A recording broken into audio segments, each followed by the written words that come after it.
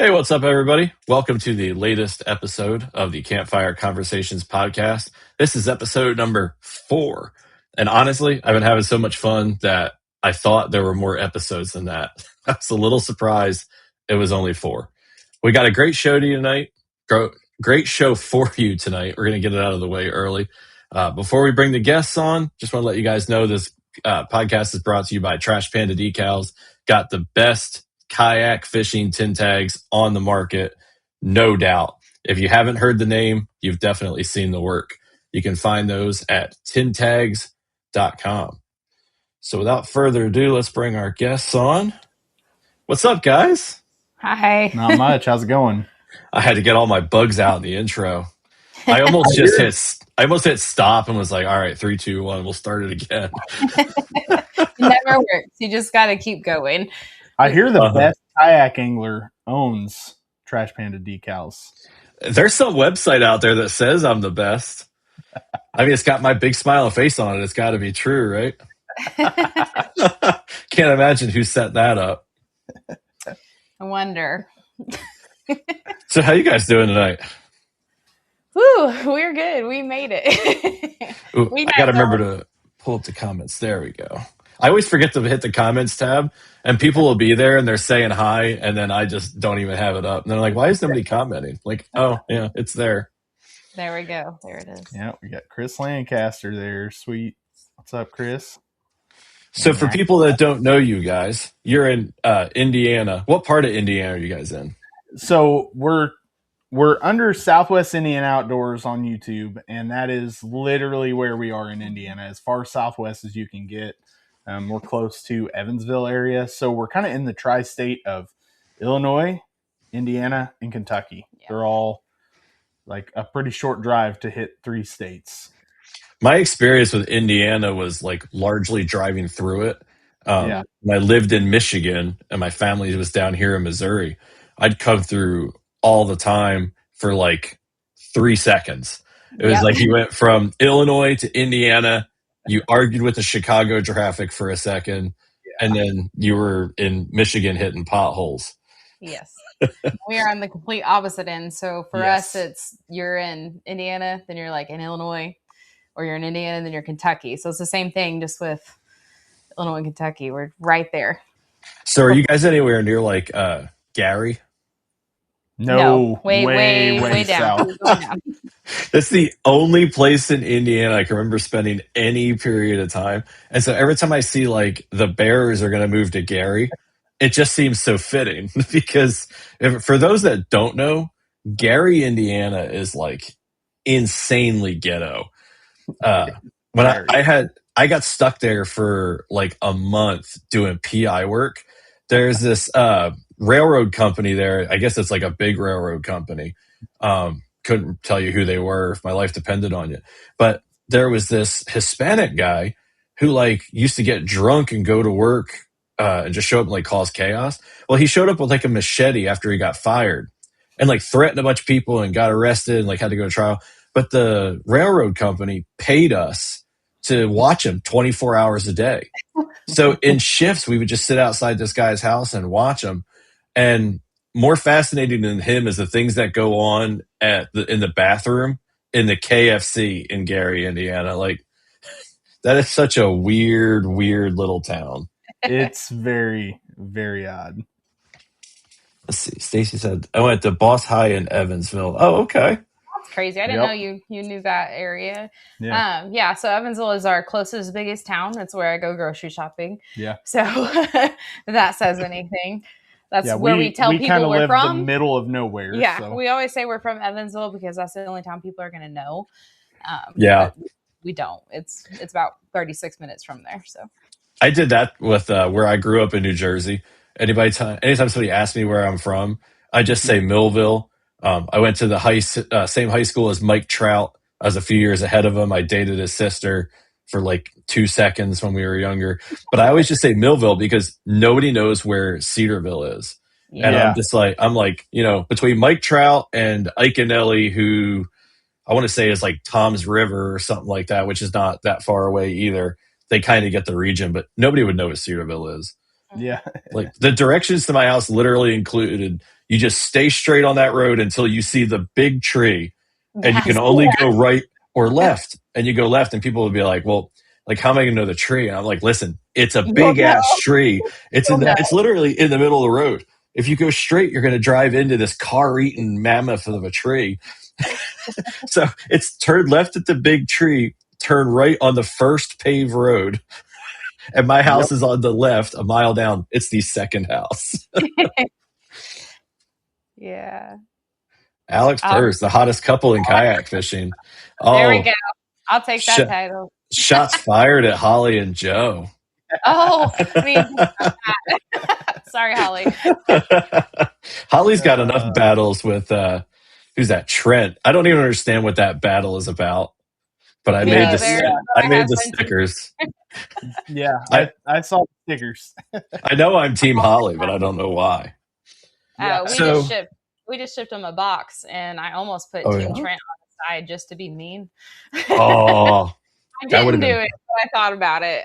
that would have been pretty funny. I'm not gonna No, lie. I can't do that. I almost declared Team Trent just to be a contrarian, but That's me. Like I'm surprised you I love didn't. smack Let's be talking, real, so Steve. it's just You are a fun. contrarian. non freaking stop contrarian. But I was like, she's on the TPD promo team. I probably shouldn't declare for the guy that she's up against. So, how long have you guys been kayak fishing? All right. So for me, I started. In reality, we first started kayaking in 2020, and I picked up my first fishing kayak 2021. I was fascinated with it in 2020 and pretty much determined that I was getting a fishing kayak, but I didn't pick it up until 2021 and started then and really was kind of all in on it right away. Like it was for me, it was just, hey, it's a cool way to get out in the water and get some experience. And immediately after I got it and I started spending time in it and, of course, turned over the kayak like my first real day out in it and started spending some time in it. I was like, okay, this is actually a ton of fun. And I was all in on it at that point. Mm-hmm. It's So funny how that works. Yeah. I had been kayaking. I actually went kayaking first before he did, but it was just with my friends. We were just going around for scenic, trips, floating around. And so my experience in kayaks, my first experience was in like a sit-in kayak of that nature. So when he started kayak fishing, I thought he was crazy, which isn't uncommon, but I was like, that just doesn't make any sense. So I did not join him right away. And also I hadn't been fishing in a very long time. I did fish growing up, but I never really knew how to fish. A lot of people, when they take their girls fishing or whatever, they're tying on the baits, they're just handing them the rod, they're taking off the fish, all that stuff. So I had fun doing it. I loved going out there to a lake I went to growing up that was at my friend's house, and we just catch, whatever all the time. So I always enjoyed that. But when we started having kids, and I didn't really fish very much because taking 4 little kids fishing is not fun. And then thinking about doing it for a kayak to me just didn't sound that great. And then finally, honestly, we just kind of got to, this point in the marriage. I was like, every date we go on is literally the exact same thing, which it is now too, but it's different. Yeah. It's different. I was like, we go to our same restaurant, we go do our thing. I was like, why don't we do something on a date that you like? And I was like, I'll go kayak fishing with you. So we went and literally, out on the water. Like I was already thinking whenever I didn't want to get off the water. And I was already thinking about when we could get back on the water. And just from the very first time we were out, I was just hooked again. So, what you almost got to do with the kids is get one of those big, like they call it the paradise float. You see all the girls floating down the river in, and you just tow them out to the middle of the lake with the life jackets on, and then just anchor them up and be like, "We'll be back for you when we're done." Where are they going to go? We somewhat do that. So when we do take the kids, we don't take them all the time anymore, to be honest. They just, as much as I would love for them to like to fish, they really don't. And they don't want to be out there for long periods of times. Yeah. But if we do take them and they're on one of their kayaks, they will go what we call island exploring, because we have a lot of little islands in this one spot we fish. So That's awesome. They'll get off on there and they'll just kind of explore. So that's what we do with them currently. But if we we'll be fishing around the island that they're around or that they're on, and then we're like, hey, it's time to move on to the next island and come explore it. Yeah. That's awesome. Kira used to do, we don't have like the islands, but when she'd be kayaking, she would be like, can I go on the bank? And I'm like, my rule was always, if I can see you, I don't care. And so she'd go jump off and she'd be playing in the mud, doing God knows what, and goose poop and everything else. And then I'm like, hey, I want to go over here. And she'd paddle over there and get back out. And like, Kira likes fishing when something's eating it. Yes. She's got no attention span when they're not eating. Yeah. But if she's catching them, she don't care. Yeah, we've got 2 of our kids are like that. If it is like, if the bite is happening, they're having a blast. Oh yeah. And if the bite is not happening, they're not having fun.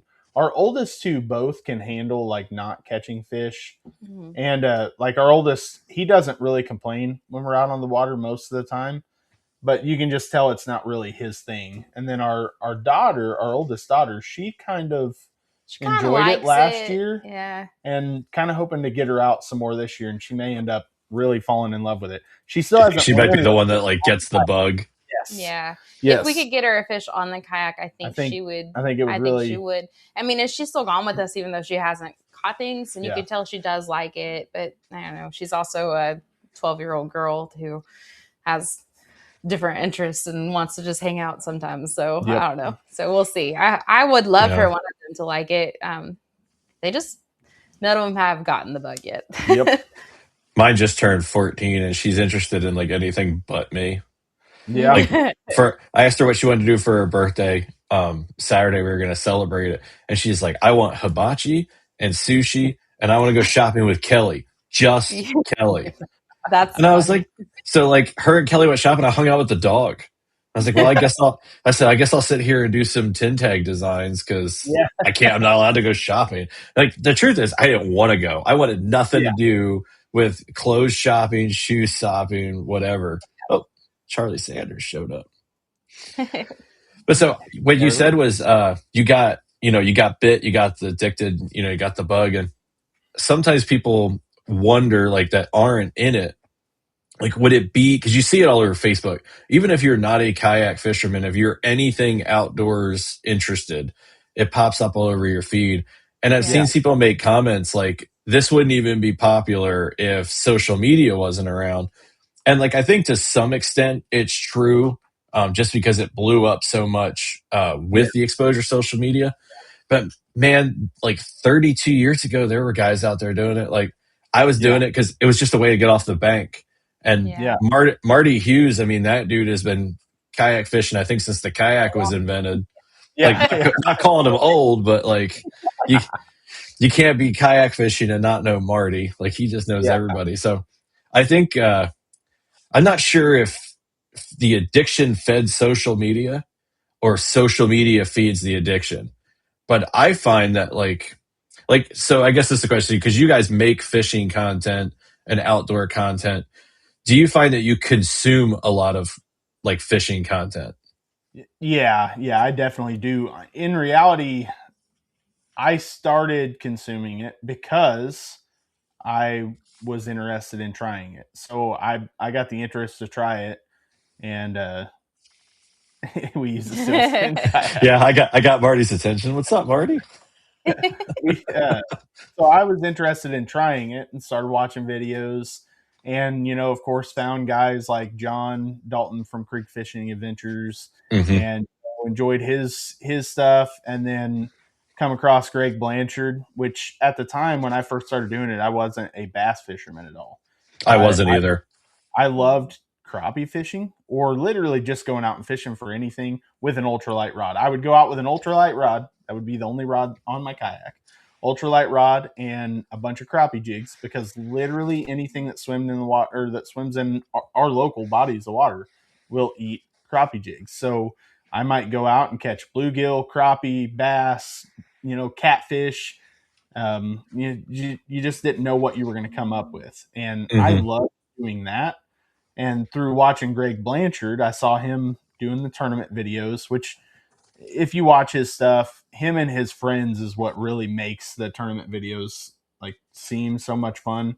Him and his friends just have such a good time. And I was like, man, I'm interested in doing that. But we didn't have any crappie tournaments around. So I was like, well, I guess I can look around for bass tournaments, and found that we had a local club, GRBY, Grassroots Bass Yakin, which we are actually helping out with their social media this year. But yeah, so I found that club and started kind of following them, ran into some of the guys on the water, and I was nervous because, again, I had no clue how to even catch bass, really, besides I would catch them on my crappie jigs. Yeah, And they so were I'm like, always bycatch for me too. Yeah, exactly. I'm like, so am I going to go out here and just be a complete embarrassment if I go out and bass fish? Are these guys going to laugh at me? So I grew up, we did a lot of catfishing, and we had boats, and I had buddies that would do the bass boat tournaments.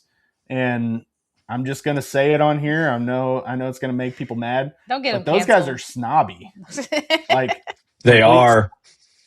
And I was like, man, what is it going to be like when I get out there on a kayak with some of these guys that are in bass tournaments? I just kind of expected them to be the same way. And, you know, my first trip out, I went out with a crappie rod. I caught one bass, and it was a brutal day. It was like 33 degrees. It snowed on me. Oof. The wind was blowing 30-mile-an-hour gusts. I was in a paddle kayak, and it rained on me, snowed on me, and horrible winds. And I was It's out there. that I lake found effect. yeah, it was brutal, and I had so much fun.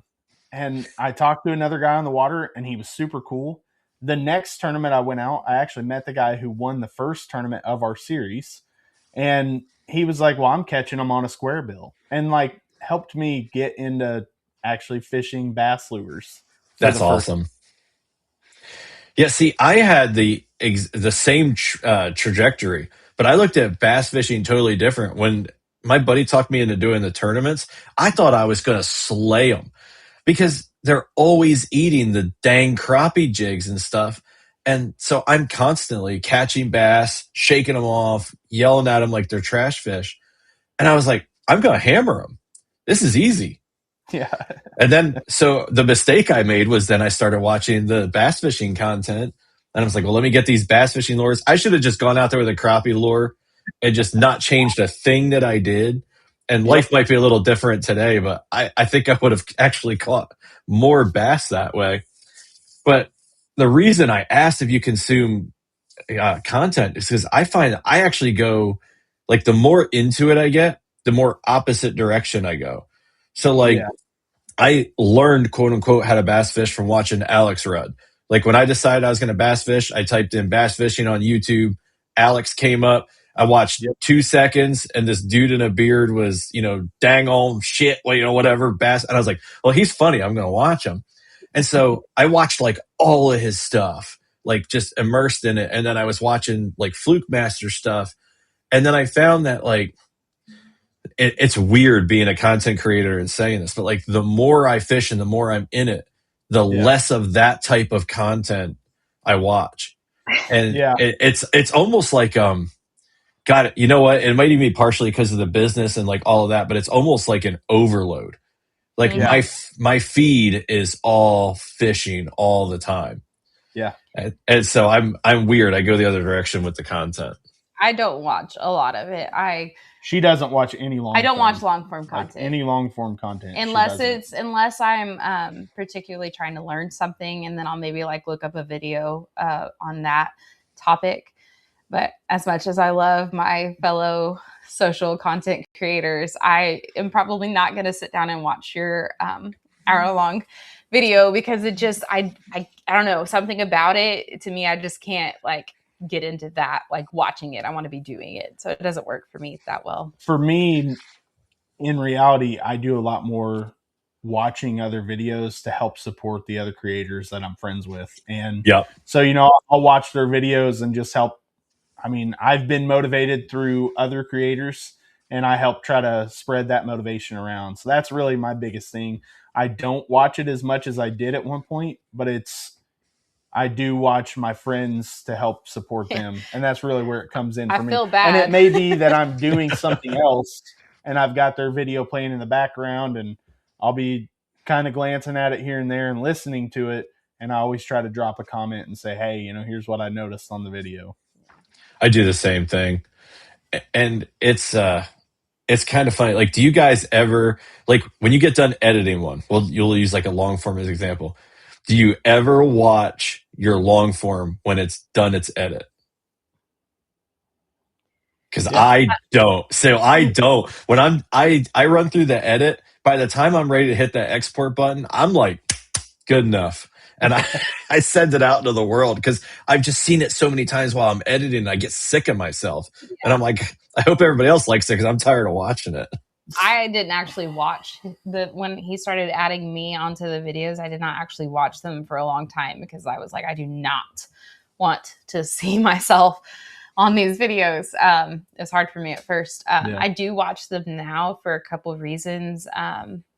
Mainly, a lot of it is just to see and learn from watching myself on fishing errors, which is actually really painful still, but I do it more often now. And for her, she's not the one editing long form. No, I'm not. So that helps. When I'm posting it, she's seeing it for the first time. Yep. So going back and seeing when, hey, I made mistakes. I missed setting the hook on this fish or whatever happened. She's able to go back and kind of critique herself versus us while we're editing the long form. We're all looking at those spots and like, okay, I screwed up majorly here. What did I do? And you go back and watch it and you're like, what an idiot. How did I mess up something that I know to do every time and I still mess it up right there? Have you ever watched that movie, Forgetting Sarah Marshall? I think so, but it's been a long time. Like probably when it came out. There's like a part he's playing the piano, he's like putting a musical together, and he's like super depressed. So like every other line, he's like, "You suck, you're horrible." He just like hates himself. And that's me when I edit video. Like I see my mistakes and I'm like, "How'd you miss that fish? You suck." Like I'm like, "Why are you playing with the net so much? Put the fish in the damn net." that was and I struggled. I get scared easily on the frog blowups, and then I overreact, and then I set the hook too fast, and I lost a lot of fish. And one day I thought I was really doing a good job. I thought I was doing what I was supposed to do. And he's editing. He didn't even wait for the video release, and he sent me clips, and he's like, "Here, watch this." And I did not wait. And I was like, "You jerk. Why'd you have to send that to me?" A lot of us do that. We were like, Steve like I just jumped.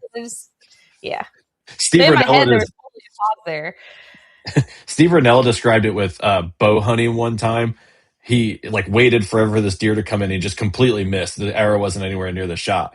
And he's like, you invest all the time, you go through it in your head, you see it over and over, and then a moment comes, you just go, ah. That's how I am with frog fishing. Like I can't do it. Yeah. So I thought I had it good, and like just went everywhere. It was fine. Who's the better fisherman between you guys? Platts wants debatable. If we're gonna go by the challenges that we do together, I guess we'd have to say him, but that's gonna change this year. So I tend to catch the bigger ones. That's because of that wacky worm. I don't have the patience to fish that thing. I don't fish it slow. She fishes it fast. Like she fishes a wacky worm really fast and still is very successful. Andrew's going to do some pony content, so I start watching more fishing content. Inside joke. Charlie said, I normally watch it at 2 times speed. You know, a lot of people do that, especially when like they edit and stuff. I scrub. Like I've got, let's see if this thing will reach. I'm going to unplug it. I've got the tour box for editing. So like I'll fly through the timeline, like scrubbing that wheel. And so I like edit in high speed almost because I'll like fly ahead, then like back up, cut, drop something out. But like I can't watch it in fast speed. Yeah. But like kids like Charlie, man, he's probably like quick editing on the phone. And like I'm starting to feel like an old codger where like my phone screen is huge and I'm just like, I can't, the little lines, I can't get them in the right spot. I'm like, just put it on the laptop. So what was your first kayak chase, that first one that you were fishing out of before the fishing kayak? Yeah, I bought a Vibe Sea Ghost 110. So I had been really, I'd watched a lot of videos, and in reality, because again, I was following Greg Blanchard, I seen him fishing out of, at the time, he was in a Slayer and a regular Titan. And I Mm-hmm. was like, oh man, I would love to get a native kayak. Start looking around, and the closest native dealer was online, was showing like 4 hours from us. So I reached out to them, and they said, oh no, we don't even sell kayaks anymore. COVID, after it hit, we couldn't get inventory, so we just stopped carrying them altogether. So I was like, okay, so I guess native's kind of out of the picture.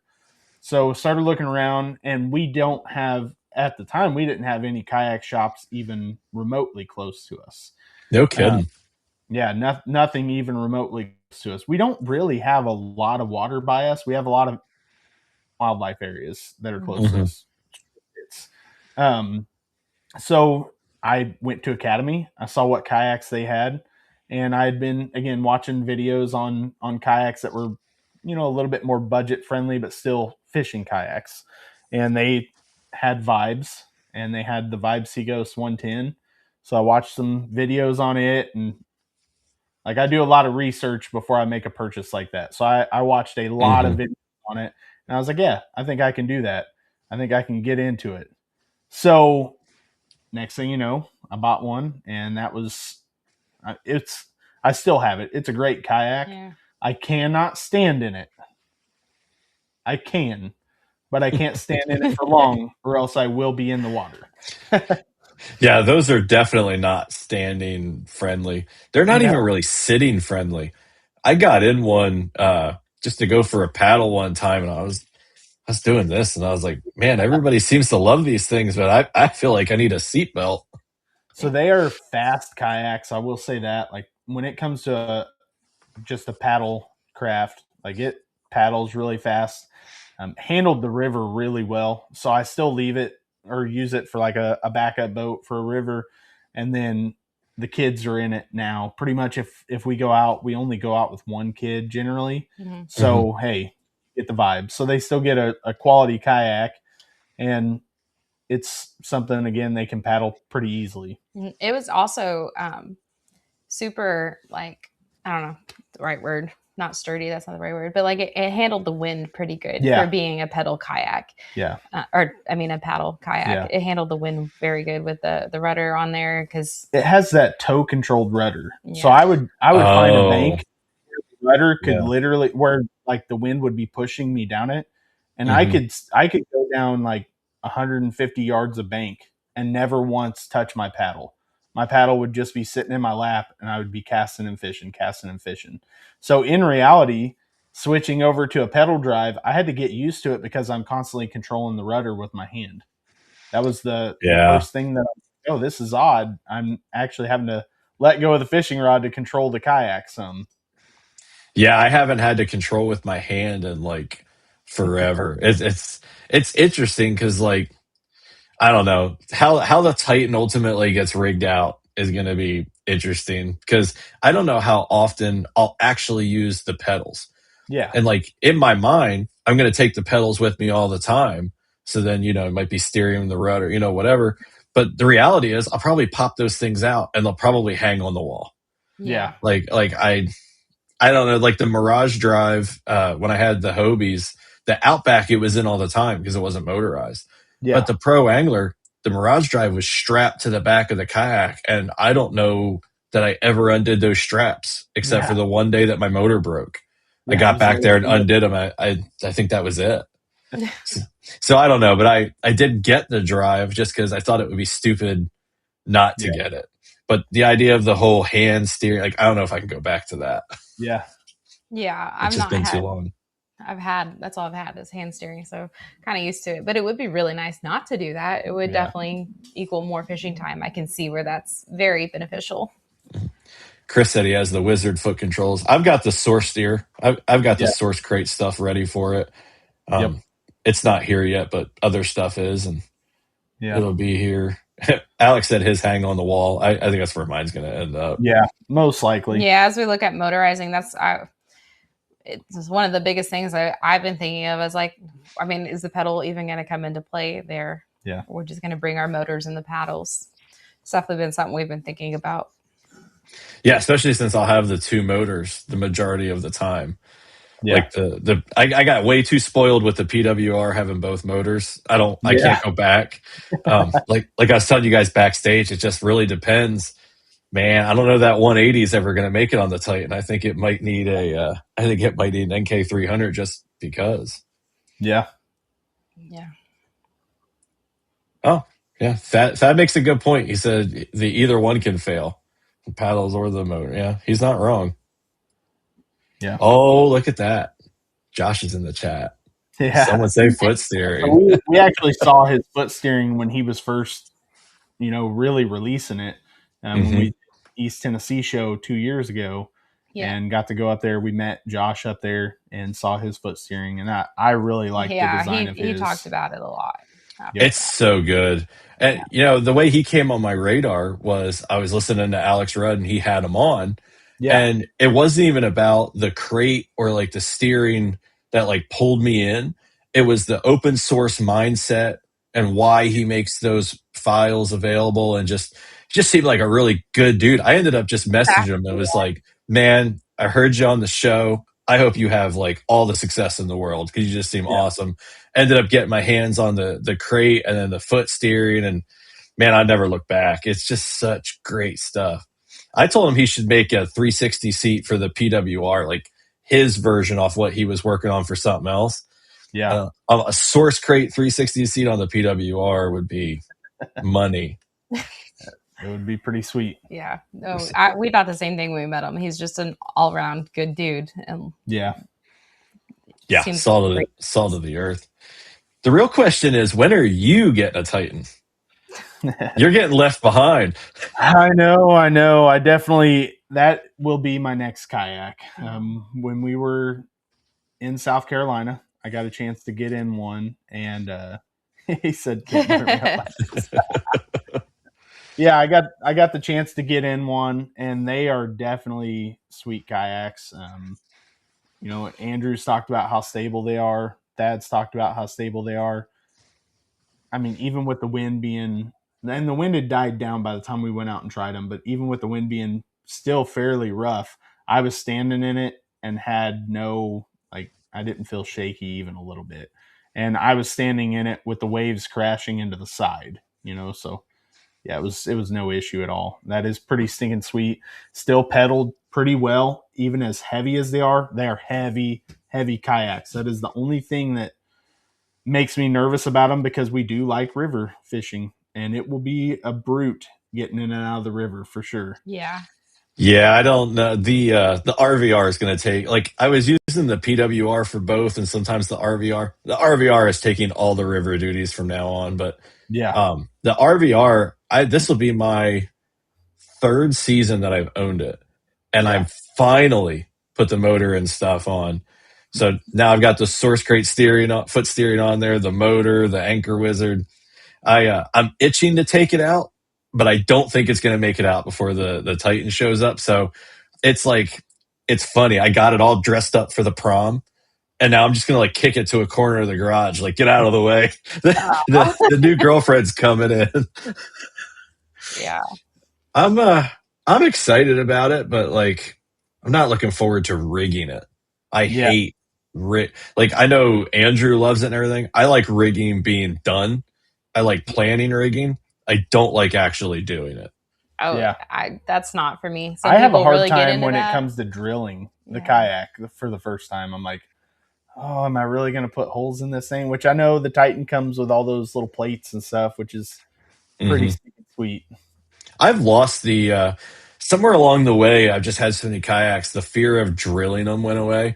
When I first got the Outback, I wanted to put the Boondocks landing gear on it. Yeah. And so one of the first things you got to do is install that rear hatch. And the circle is already there and all that stuff. But I didn't even tape it out or anything. I just held up the hatch, and I looked at the hole, and I punched a hole in the center, and I got the it's not a sawzall, what do they call it, skill saw. Yeah. And I'm just just eyeballing it, and I'm like, what? It didn't get. My buddy Christian was like, oh my god, and like to me, I'm just like, it's Tupperware, man. It's gonna be fine. Yeah. If we go too far, we'll plastic weld it. It's fine. That's funny. So you mentioned the river. You guys fish the Ohio River at all? No, it is way too big out here. Now we actually were told that there's some backwater that we can get to, and we need to try it sometime.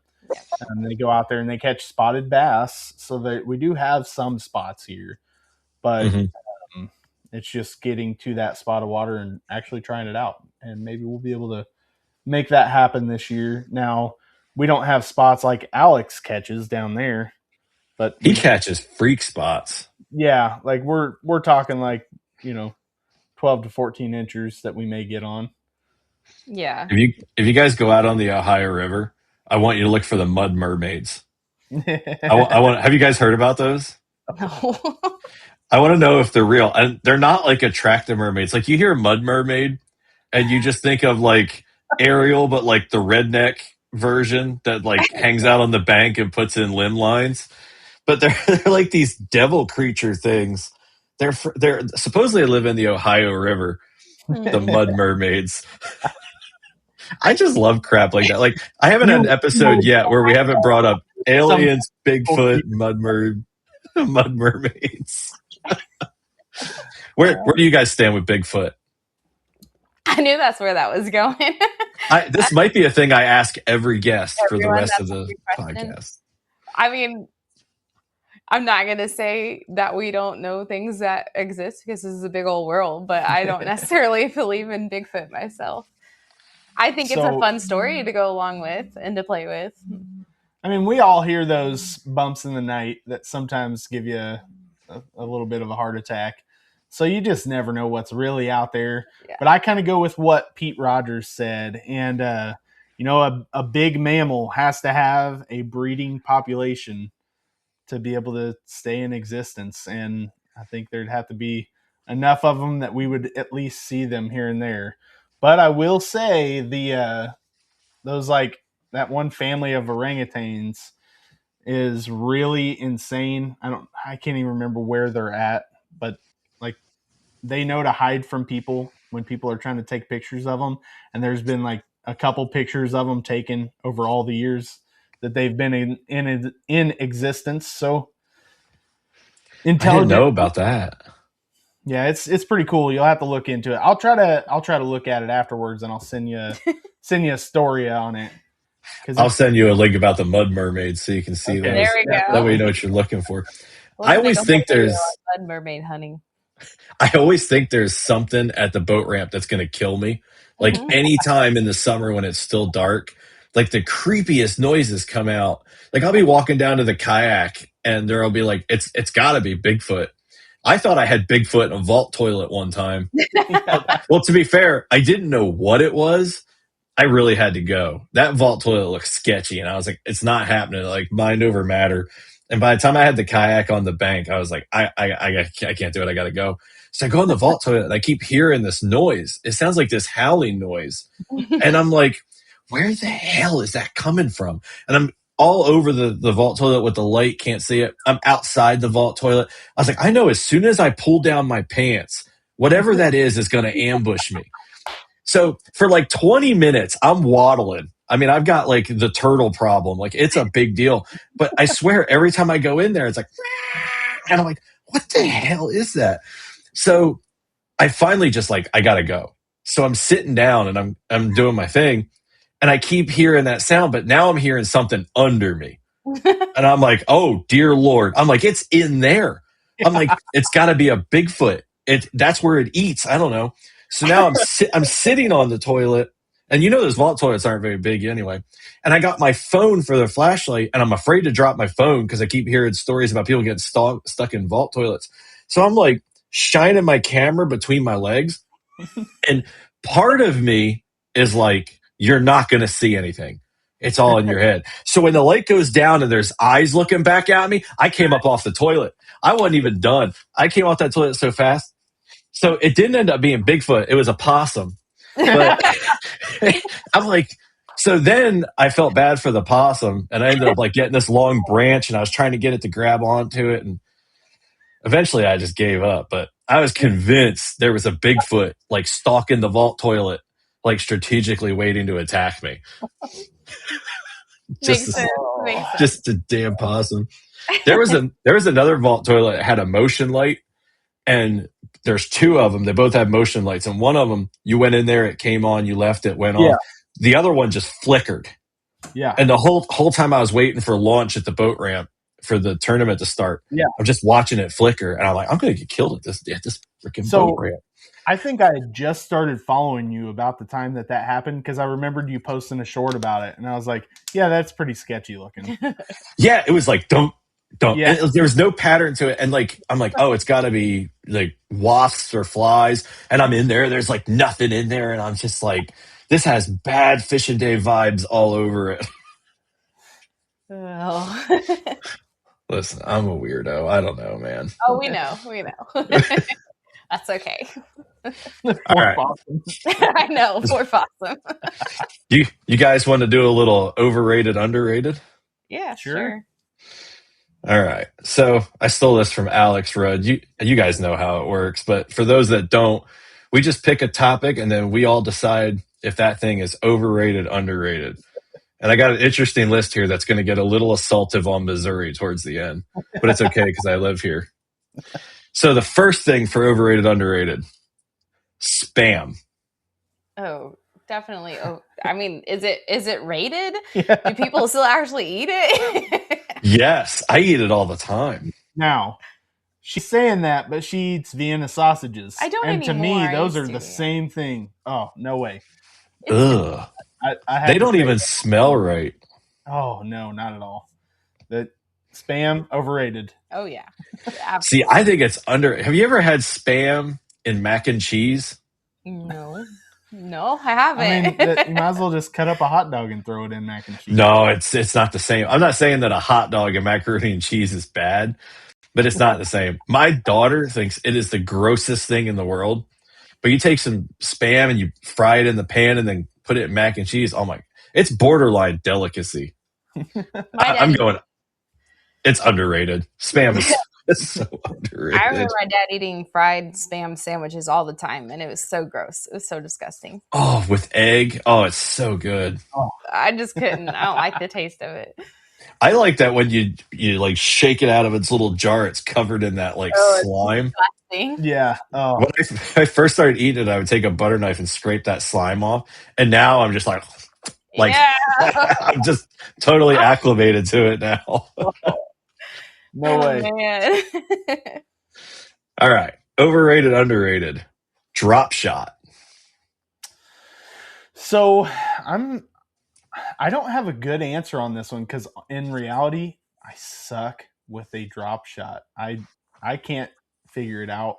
I know I need to like tie myself to it for a little while, like I did the Texas rig, to get it learned.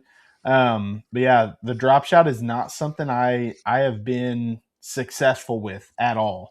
And I had a rod specifically for it and threw it quite a bit at one point and just never could get it down. So I guess, man, I mean, in my opinion, it's overrated because I can't catch fish with it. But in reality, I know they catch a lot of fish and I see good fish caught on them. I have never fished with the drop shot before. I'm only 2 years in. Yeah. I haven't used that one yet. I've never fished with it and I'm still calling it overrated. Are you? It looks miserable from rigging it and dealing with it, like having it, like just driving around the lake. And then I see them fish. I'd rather skunk than throw that thing. It looks absolutely miserable. Like, you'll mark my words, you will never ever see me fishing a drop shot. There's somebody could catch a 20-pound bass in my local lake tomorrow on a drop shot. You're never going to see me throw that thing. I'll go where he was with a chatterbait and let it sink and like, pop, pop, burn, but you're not going to see me throw no drop shot. I don't know how people fish that thing. All right, let's tear up Missouri a little bit. Overrated, underrated. Randy B. She I probably don't know doesn't who even know. that is. She doesn't even know who he is. That is the best answer possible. I don't even know who that I is. don't know who that is. Overrated, definitely. He's the old man that like gets really triggered anytime somebody brings up forward facing sonar. Yeah. Oh, okay. Like he's more mad about forward facing sonar than any old man has ever been about a lawn ever. That's so funny. Well, didn't he even recently like make a big deal about side scan and everything? Like he's like, I don't know. I refuse to follow any of his stuff. I'm almost positive I seen somebody share something recently where he was even throwing a fit about side scan and like that's too far into technology. We need to go back and just not have all this stuff. I just wish he wasn't from Missouri.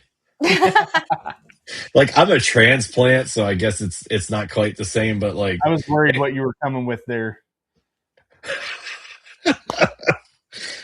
Let's see. All right, this one I'm from Missouri. I don't understand it. I don't get it. The St. Louis Arch. It's definitely overrated. Agreed. Is it cool? Yes.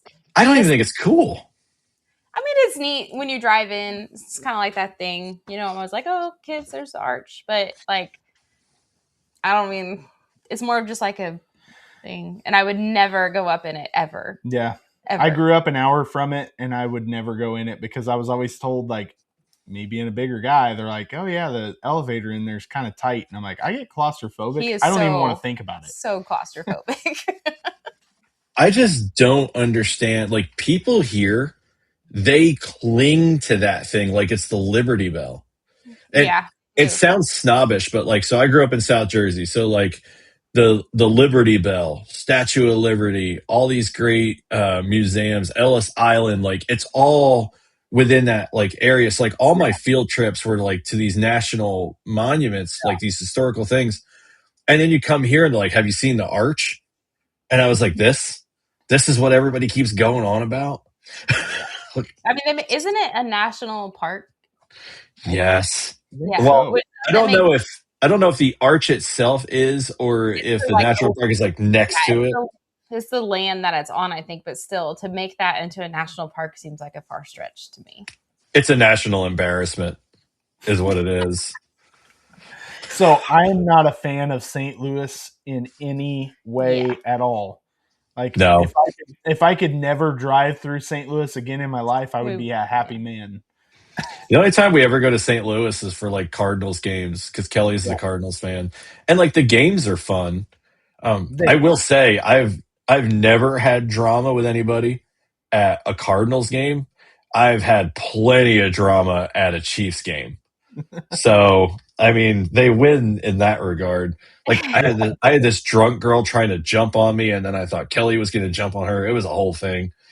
So I grew up a Cubs fan, and we would go to Cardinal games, and like we never had drama, but it was always that like fun rivalry, getting each other fired up. Like we would always go down there in a vehicle that had like half Cubs fan, half Cardinal fans, and we would argue the whole way down there, and then on the way back, half of the car would be quiet. You know. Yeah, I'm a Bucks fan, and so Kelly got tickets for the Bucks Chiefs game, and it was such a great game, and it went to overtime, and it looked like the Bucks were just going to take that one home, and then Mahomes won that stupid coin toss, and just did what he does, and just marched down, and like it didn't bum me out, so like we didn't have the quiet card going, but I definitely wasn't like as obnoxious as I would have been if they would have won. Yeah. Chris Lancaster said Nashville, Gettysburg, and Fort sucks to drive through. He's not wrong. Yeah. They do.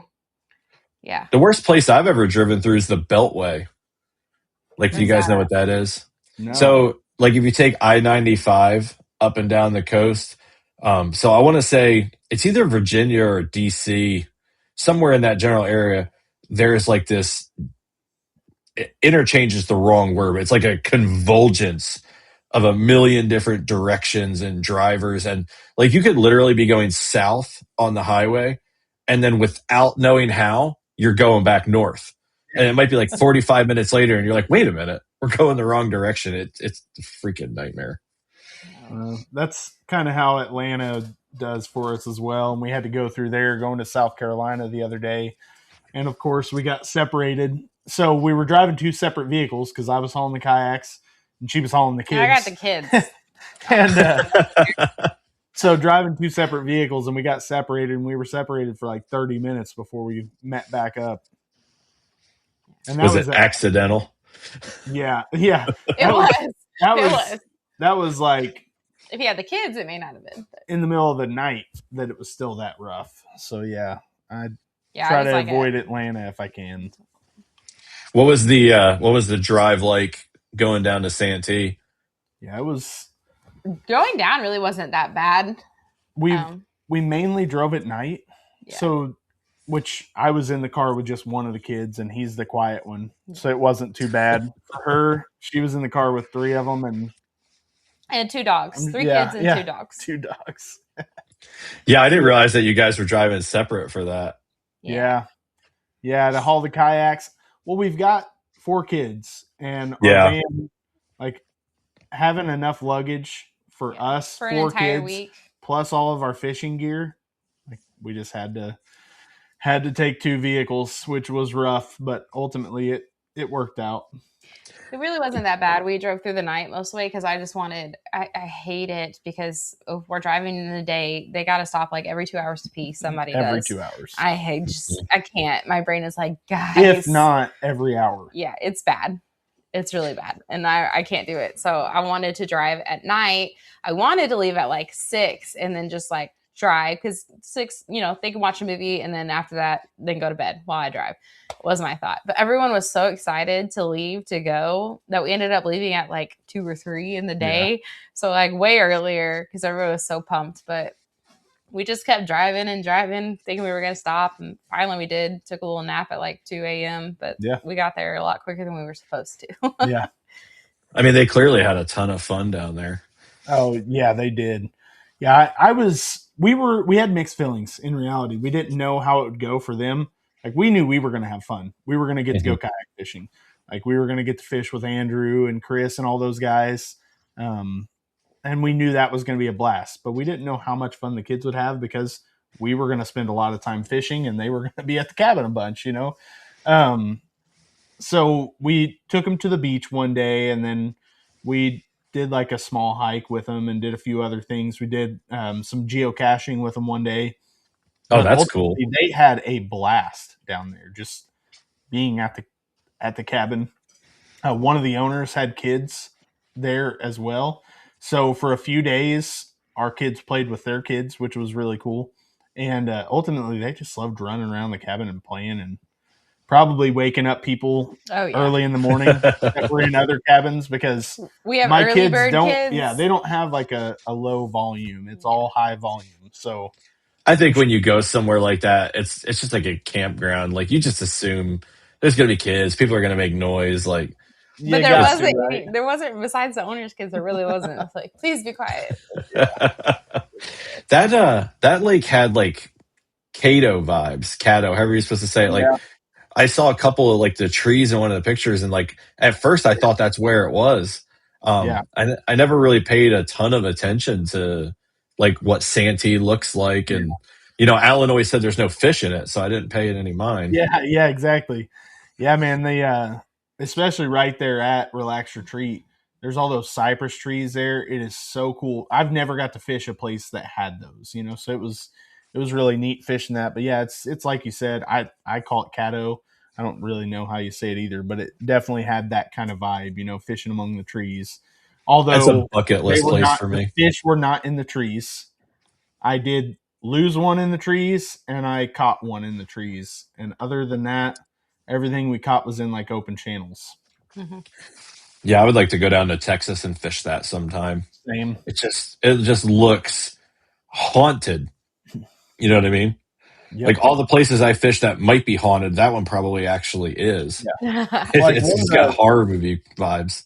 One of the spots there, right off of the place that we stayed, Relaxed, when we were going through, so they call it the cut, and it actually cuts through from Jack's Creek, which is where Relax Retreat is on, into the main lake, and you're going through like a forest of cypress trees. It's really cool. All around you. Like you are just surrounded by cypress trees, and you cut through all these trees to get to the channel that runs into the main lake. And that was really, really cool. Like, it was just beautiful. Yeah, it was magical. Absolutely beautiful. But I would have loved to have been there just a few, I don't know, when it was green. And it was still pretty, don't get me wrong, because they were like the big mossy trees with all the lily pads. It would have been so magical when it was like actually green and in full bloom. It was still magical, but I would love to see it when it's green. It should be all green next time, I imagine. Yeah. Well, Are you going back down in May? No, we're not. I would have loved to, but we can't. So it's not just me. No. We weren't invited either. Sorry. Yeah, I remember when that conversation was going on. I was like, "Oh, that'd be fun." And then I saw the date, and I was like, "Nope, I will get murdered." Yeah, isn't that like When right before the wedding or something? It's the day of the wedding. It's May 30th. Yeah, it wasn't even like the week before, the day before. It's like the day of. I'm gonna tuck that MRE in my suit pocket, though. I'm gonna have it on me. You should add it to your little boutonniere. Like I don't know that she'll put up with it.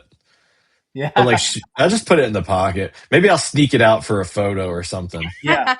Well, you need to be like the one that went viral a while back, like a couple years back, where the groom and the groomsmen all went out fishing, and the husband caught like a 8-pounder or something on the wedding day when they were taking photos.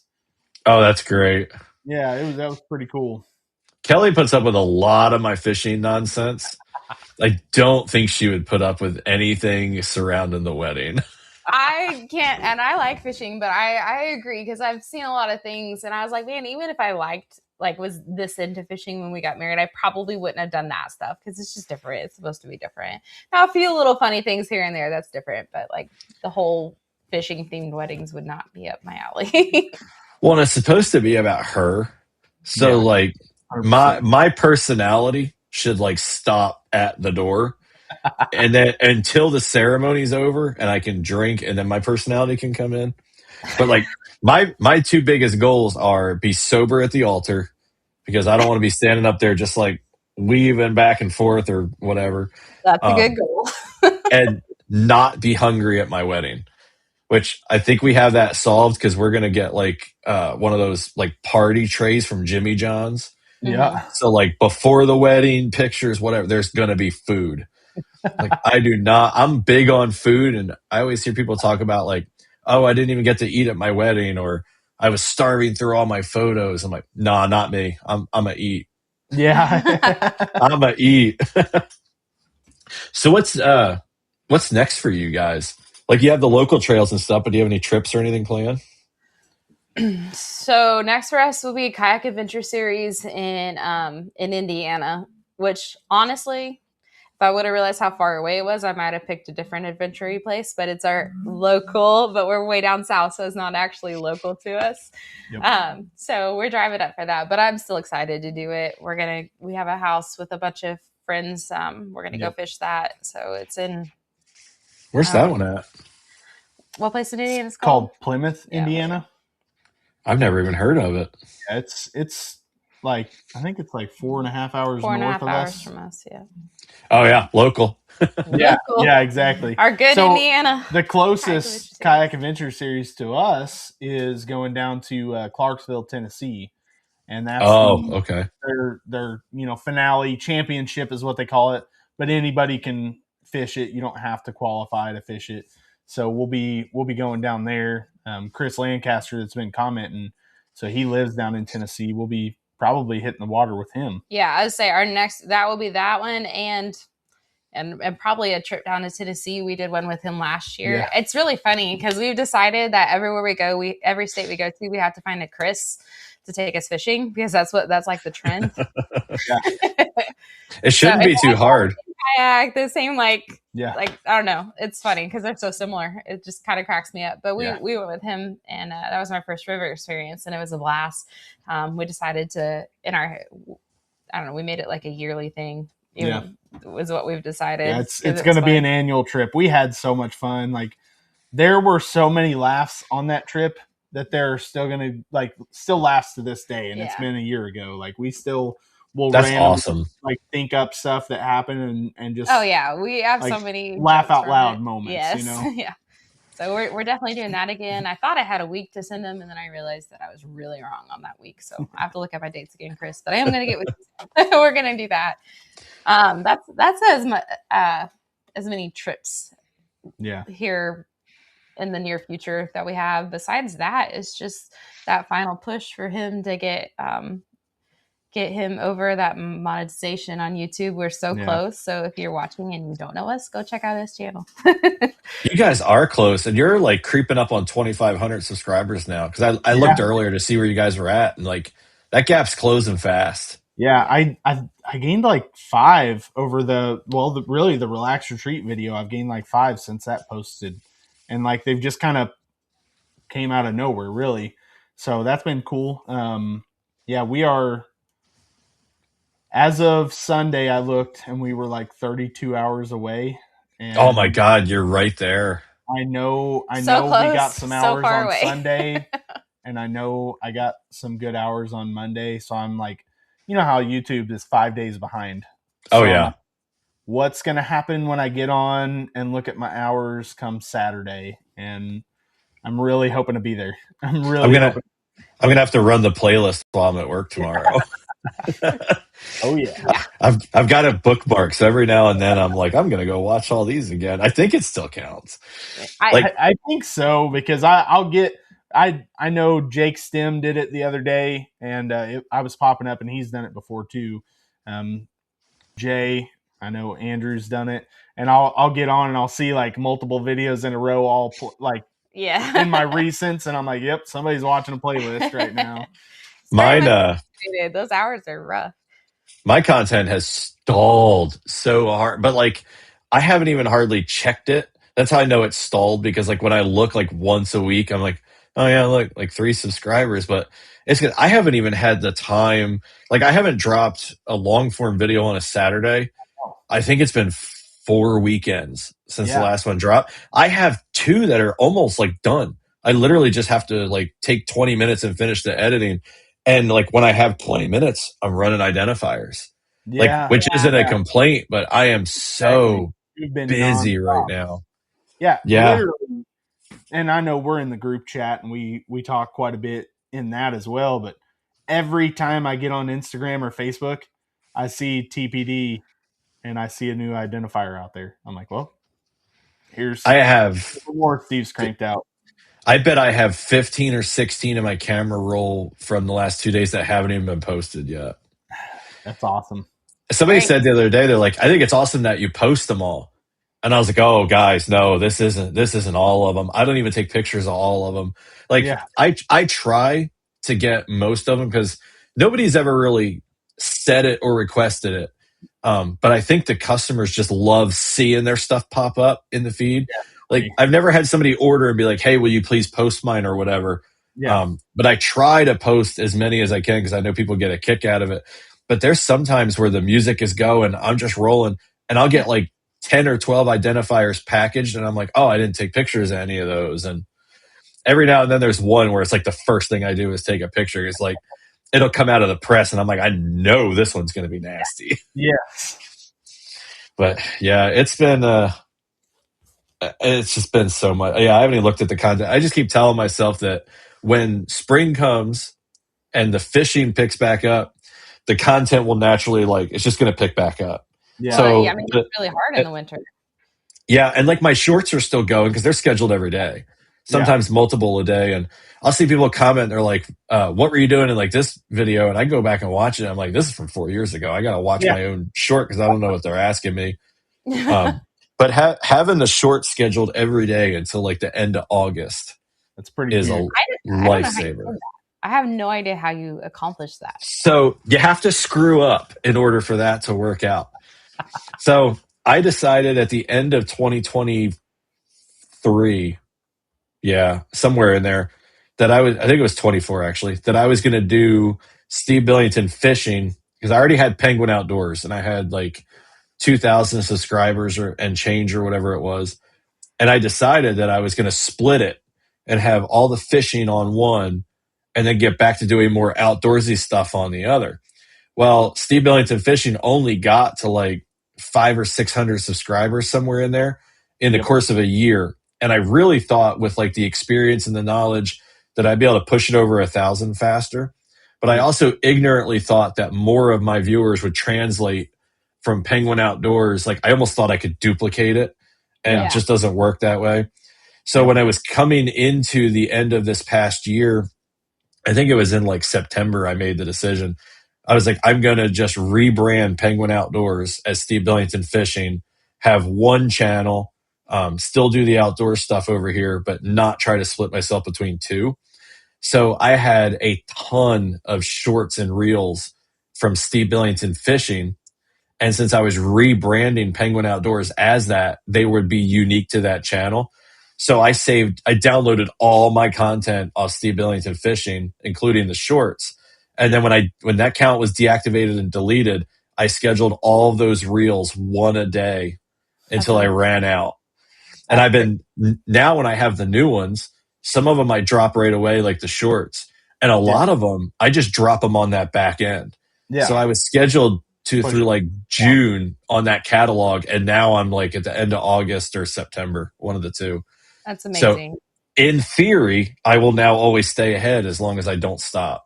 That's amazing. We got asked to help run socials for our local Grubby Club, which absolutely love that club, help get us started.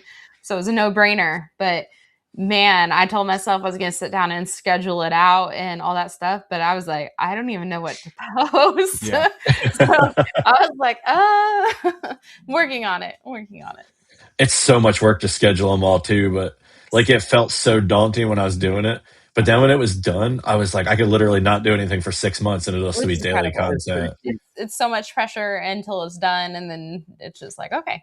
So that's my goal, is to get scheduled out and then just keep adding to it. Have certain days where I sit down and add to it, but I just got to get there. And Chris Lancaster said that Creek Fishing Adventures even said his views going down. It probably is natural in the colder months. This is my 6th year on YouTube, and like I've seen that every year where it stalls out. The past years I've always just blamed myself and said it's because I wasn't posting content. I would always tell myself I'm going to hold stuff for winter, and then I wouldn't, or the stuff I would hold sucked, and I was like, okay. But this year I honestly just took it on. I was like, it's because the brand, my brand has now become Trash Panda Decals. And Steve Billington Fishing is now like the hobby. Like it was always a hobby, but now it's just like it's secondary to TPD. It's like nobody's ever going to know me as Steve Billington Fishing. I'm Trash Panda. Absolutely. So now I'm just embracing it, and I just keep throwing the content to YouTube, and people can watch it if they want to. But I actually love the whole Trash Panda branding, in my opinion. Like I love the story behind it. I love all of that. It's just perfect for what it is. I'm trying to keep myself grounded because it's reached that point. I'm kind of a cocky dude anyway. Like I've always said, it's confidence, not cockiness. Everybody else says it's cockiness. But it's like next move. it's reached this point now where it's kind of taken over. It's the leading. I'm the leading source for tin tags and kayak fishing, and it really kind of snuck up on me. And so it's I'm very humble when I'm working on orders and everything else, and like I sign every order, and it's like there's this deep connection to it where I'm very aware and humble. But then I'll get on social media, and because people preach the brand and love it so much, like when I get on there, I'm almost like Kanye West, where he's like, y'all should be honored I even showed up. Like, so sometimes when I'm on Facebook, I'd be like, no, don't say that way. That's not really what you're trying to say anyway. You just sound like an ass.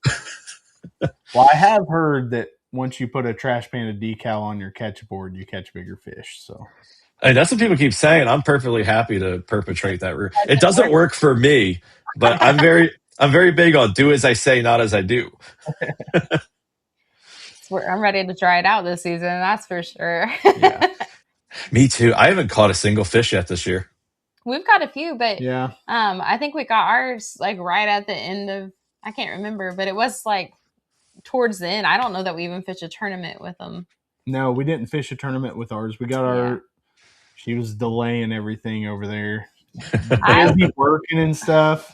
So when we got our decals, our identifiers, we didn't get on them. We didn't get them on until after tournament season was over. So we haven't fished a tournament besides the native tournament, and neither one of us put a fish on the native tournament because the only fish I caught during the native tournament were 8 and 9 inches. I still would have taken pictures of them for the. Are you in the 2026? They're on there. Yeah. They're on there. Don't worry. Yeah, the last fish this is not a complaint. It's going to sound like one, but the last fish I caught was December 27th. Yeah. And I just remember because it was that 20.5-inch smallie. That's the last one that I caught. Yeah. I caught a 18.5 in late November. It was our last trip on our local lake before it shut down. But yeah, so there's my 8-incher on the board. The size of the board. I love it. for Marty's challenge. I'm going to, that just gave me a great idea. I'm going to make a separate tin tag for myself that's just got the measurement on it. So that if I catch anything 8 inches or under, I'm going to stick it on the tin tag and take the photo just for kicks. Oh, I got to write that down. I'm excited about the Marty, the Kayak Jack 2026 challenge. I don't see any way I'm going to complete that, but I'm sure going to give it everything I've got. Yeah, it's tough. If we had just like no kids and no responsibilities and could fish whenever we wanted, that'd be different. But our fishing days are for sure limited. But either way, I thought it would be fun just to keep track of our catches. Yeah. Yeah, it's a great way. Like there's been years where I thought I wasn't really doing that much. And then I go back and look at my total on there and I was just like, oh, wow. And then last year I caught the majority of my submissions to that from like September to November. Mm-hmm. Yeah. And that was pretty cool to just watch that total, like da-ding, da-ding, da-ding. Yeah. Chris said he caught a 14 about a week and a half ago. Yep. Oh, with Fish Mag, that's cool. Yep. Yeah. He's been dealing with yucky weather down there too, down in Tennessee. So it was snowing here the other night. Yeah. Yeah. Yep. I was like, what the hell? Our drive home from Santee was snowing. Like 6 hours of our drive, we drove in like snow coming down like mad. And the best part was we started, it was like 70 degrees when we left. Yeah. Maybe 60, but still, it was pretty warm. I was in flip-flops, all that stuff, just in cool weather clothes. And on the way home, I kept reaching into my suitcase and dragging out more layers. Putting more layers on. Every stop, it was getting colder and colder. And I was all bundled up. And then as we pulled into our house, it was 20 degrees. Yeah. It's like going from that to 20 degrees. It was so depressing. Misery. So depressing. I might have just turned around. I'd have been like, you know what? I don't need any of my stuff at home. That ain't even home anymore. I'm just going to turn this. Like, I want to live where there's palm trees. I don't want winter anymore. Like, sometimes I float that to Kelly. I'm like, listen, you're a nurse, like a great nurse with a good resume. You can go anywhere. She told me that if my YouTube ever took off enough that she could be a stay-at-home, do whatever she wants person, we could live anywhere I wanted. So maybe I just need to push TPD over the top and be like, all right, well, now let's go Florida or something. I don't actually want to live in Florida, but the thought of it always being warm is nice. Yeah, when I lived in Florida, there were days where I'm like, my God, I could just go for like 20-degree weather for like 5 minutes. And now I'm just like, I don't know why I ever felt that way. Look at Charlie's comment. I decided not to enter. I'm too competitive. And I would want to skimp on school and work. Oh, that's awesome. Good choices. Yeah. When I was your age, I would have skimped on school because that was the least important thing to me. I always got good grades, but I was just like, who needs it? And, I'm 41 and I would still skip both of those things right now. I would so much rather be fishing than doing anything with any kind of responsibility tied to it whatsoever. All right. We've been going for an hour and 14, so I think I'll let you guys off the hook because I know I told you guys backstage, I was like, when we get done, within like a half an hour, I'm going to be in bed watching Harry Potter and I'm going to pass out. But man, I'm going to go run identifiers before I Yeah. do that. Oh, yep. Since in the time we've been sitting here, I've heard my phone vibrate like 4 times. No.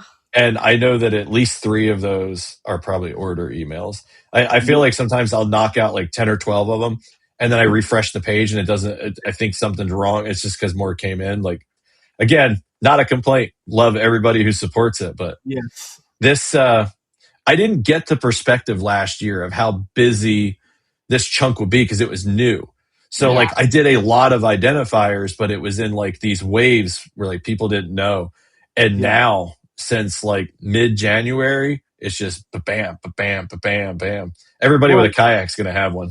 And how many people come back for a second identifier and a third identifier? You know, I mean, I've already decided I need another one. So like that's the thing. Like once you get one, you're like, oh well, I could also have one designed like this. Mm-hmm. And you know, of course, being able to highlight like one of my things I was most excited about was being able to highlight small companies. We're small business owners. I like highlighting small business. So being able to throw on small businesses that we work with and highlight them through our fish catches is just kind of cool to me. And we're like, oh, well, hey, we could add this one on there too, you know? Yeah, there's people that bought one in like January or December that have already bought another one because they're just like, oh, they saw something else they like. But I'm interested because the new platform with Shopify, I can see the returning customer metrics like way better than what I had before. So I'm really curious for next year because like off the top of my head, I would say that like there's a lot of people that bought identifiers last year that are still using those new ones. Yeah. But I would say at least 60% of the people that bought one last year have already got a new one or have messaged me recently. I had like 5 or 6 emails yesterday when they're like, hey, you made me one last year. Like, how do we order now? Because it used to just be like, email me and I send you an invoice. And I'm like, hey guys, your mind's going to be blown when you see the new website. And like it went from this podunk operation with a lot of manual stuff to like the standards here. Here we are. Look at us, this fancy website, you know. It's very hot topic, skater boy.